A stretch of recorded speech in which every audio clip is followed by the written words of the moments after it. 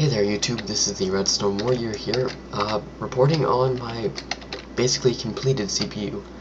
It's not hooked up to any devices or anything yet, but it has ROM, and it has the CPU with program counter and all.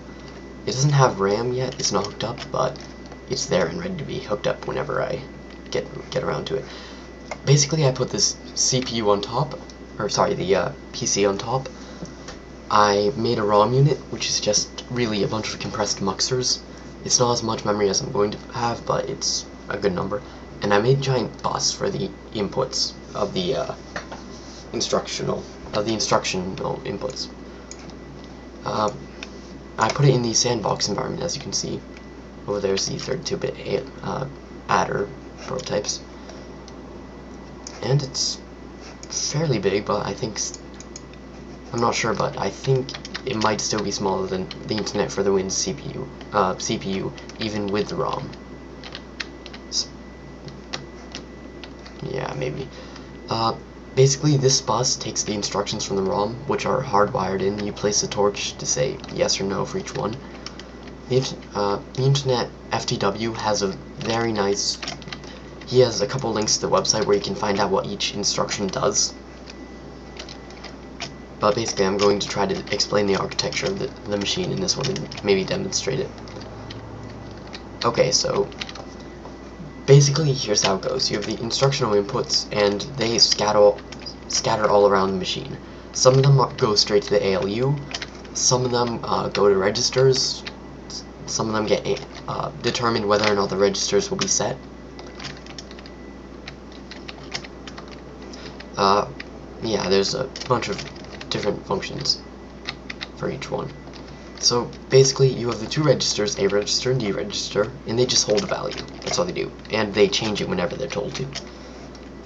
Then each one goes into the ALU. So you have two values which go into the ALU. The A register can actually be substituted. This is the D register down here, and this goes into the ALU. But the A register can actually be substituted by it can be substituted by RAM.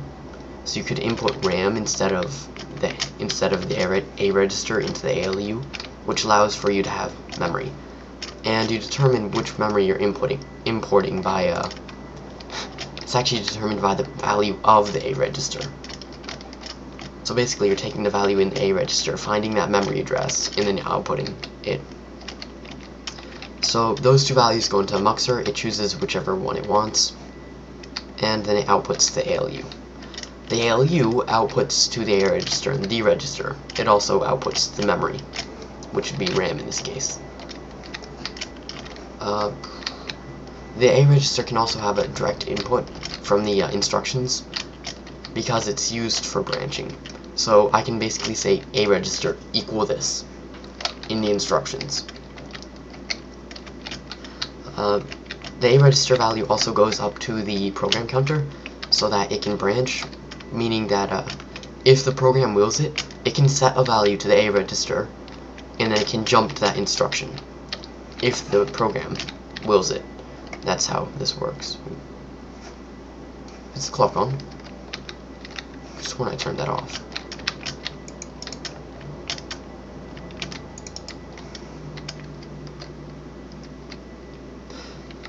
So essentially, you have the PC, which has the instruction. It changes once per clock cycle, and it chooses which instruction to input from the ROM. The ROM inputs the instruction. The instruction can tell it to branch to different instructions, and it manipulates data. That's how this whole thing works, manipulation of data. Okay. So, I need to try to make this quick. I hear you can only put on limited size videos to YouTube or something. I'm going to demonstrate the CPU. It's very fast. I hooked it up to a quick 11-second clock because, well, it works. I haven't tested how small or fast it can go yet, but this is fast enough for me at the moment. So I'm going to run a quick program. It basically is going to take 5 and 7, and it's going to add them, and it's going to go into an infinite loop.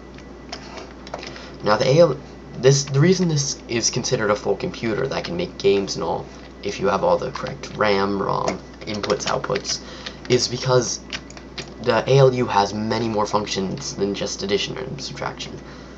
It has, and most ALUs do, because you need to be, a lot of times need to have the ability to siphon out certain parts of a byte or something. But basically, it can have a screen. You can program this thing to do whatever you want it to. That's why it's considered to be a complete CPU and computer if I were to hook up the RAM. So basically, what I first do is, over here is the control bit, I like to call it. It basically tells it whether it's going to calculate something, or if it's going to set the A register to something. So if it's 0, then it directly sets the A register to this value, and this value is 5, 1, 0, 1 in binary. Then what I'm going to do is I'm going to have it tell the D register to equal the A register. So I calculate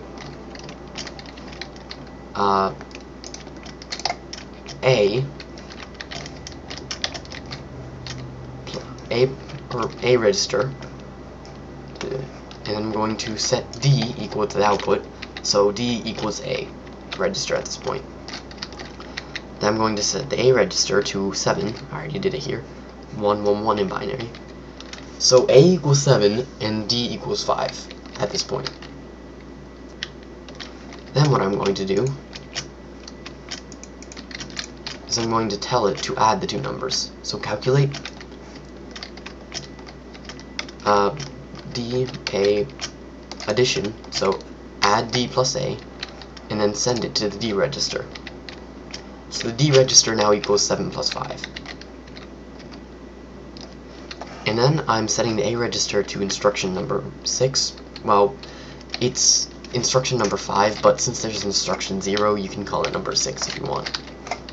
Like 1, 2, 3, 4, 5.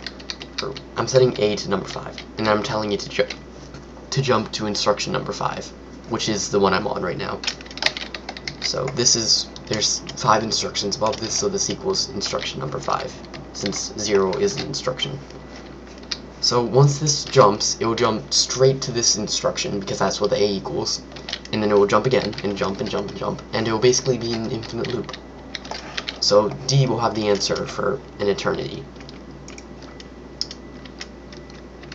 So I'm going to go to the PC, make sure it's set to 0. I believe I set it to 0. I already did, sorry.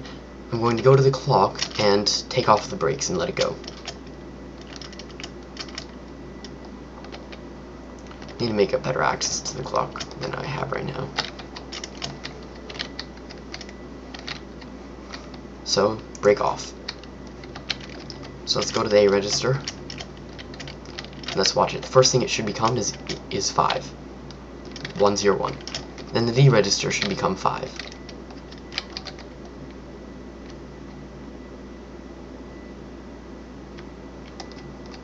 One, 0, 1. It's a little slower than sometimes, but next the A register should be equal to 7 and equals 1, 1, 1, which is equal to 7. Then D will equal 5 plus 7, which is equal to 0, 0, 1, 1. So if we watch that, 0, 0, 1, 1. There you go. So now the A register will equal 1, 0, 1, 5. And then the 5th instruction will tell it to, or 6th instruction, instruction number 5, will tell it to loop to this one indefinitely.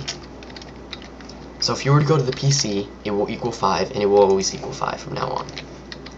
So the D register has the answer, and 5 plus 7 equals 1, 0, 1, 1, which, that in decimal, is equal to 12. 5 plus 7 equals 12.